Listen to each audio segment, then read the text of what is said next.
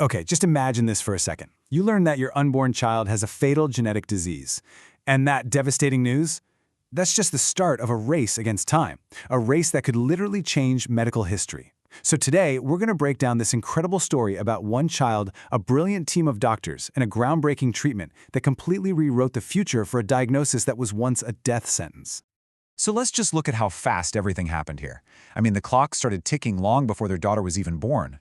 A diagnosis confirmed prenatally at just 19 weeks, then heart problems detected while she was still in the womb. And get this, by day 2 of her life, a pioneering treatment was already happening. It's just a powerful reminder that in this story, every single hour, every minute was absolutely critical. So where does this whole race against time even begin? Well, it starts with a family history that's just heartbreaking. They'd already lost their first child to an unknown cause. So this time, prenatal screening revealed a devastating truth. Both parents were carriers for a rare genetic disorder, and tragically, their unborn daughter had it. And, the second she was born, it was all right there. The physical signs totally confirmed what the genetic tests had predicted. We're talking an enlarged tongue, really low muscle tone, and a heart muscle that was already dangerously thick. This was it. The clock was officially and very loudly ticking on a condition that, well, it's usually fatal within just the first couple of years. So what exactly is this disease they were all racing against? I mean, to really get why the treatment was such a breakthrough, we first have to understand the problem itself. So let's dive in and break it down. Okay, think of your cells as these tiny little power plants, right? In Pompe disease, a crucial enzyme, it's called GA for short, is just missing. This enzyme is basically the cleanup crew.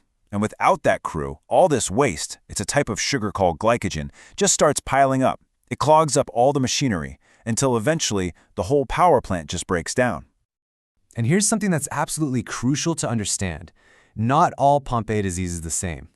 There's a late-onset form, which is, a very serious progressive disease. But the infantile form, that is a whole different ballgame. It's a full-blown medical emergency. We're talking a super rapidly progressive condition where the heart and muscles are under immediate and just severe attack. Now, for years, there has actually been a really promising treatment for Pompe disease. It's a way to give the body that missing cleanup crew it so desperately needs. But, and this is a huge but, for the most severe cases, it came with an absolutely devastating catch. So the standard playbook is pretty straightforward. You just give the body the enzyme it's missing through infusions. This is called enzyme replacement therapy, or ERT. And that sounds like a perfect fix, right? Problem solved. But here's the thing. What happens if the body starts to reject the very medicine that's supposed to save it? And that question, well, it leads us to this incredibly critical distinction. And it's one that can literally mean the difference between life and death for these tiny infants. Okay, so this is the absolute core of the problem. It all comes down to something called your CRIM status. Now, if you're CRIM positive, your body makes a tiny bit of its own enzyme. It's faulty, sure, but it's there. So your immune system kind of recognizes the treatment as friendly. But if you're CRIM negative, your body makes zero enzyme. Zilch. So when the treatment shows up, your immune system has no idea what it is. It sees it as a foreign invader and launches an all-out attack, basically destroying the life-saving medicine. And look, this isn't just some abstract theoretical problem. This has happened before, and it's tragic. There was another infant with the exact same mutation as the baby in our story. She got the standard treatment, just the ERT, and her body developed this massive immune response against it. Her development just stopped, and she passed away before she was even 4 years old. So, with that tragic history staring them right in the face, the medical team came up with a totally groundbreaking plan. The idea was simple but brilliant.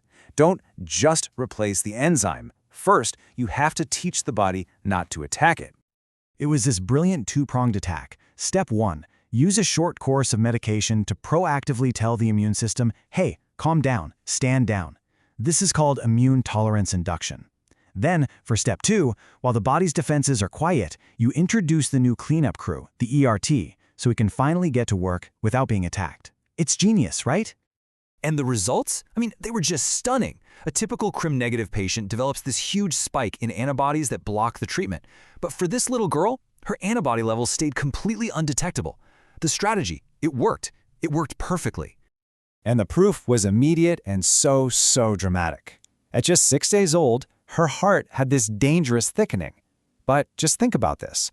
By only 11 weeks of life, after the treatment had time to do its job, Her heart function and the muscle itself had completely normalized. I mean, what a stunning recovery. But here's the really important part, the big takeaway. This wasn't just a victory for one single child. No, this was a blueprint, a roadmap for the future of treating this absolutely devastating disease. So what was the long-term outcome? Well, it is truly remarkable. This is the little girl who faced a near-certain fatal diagnosis, right? She was walking on her own at 11 months old. She hit all of her developmental milestones.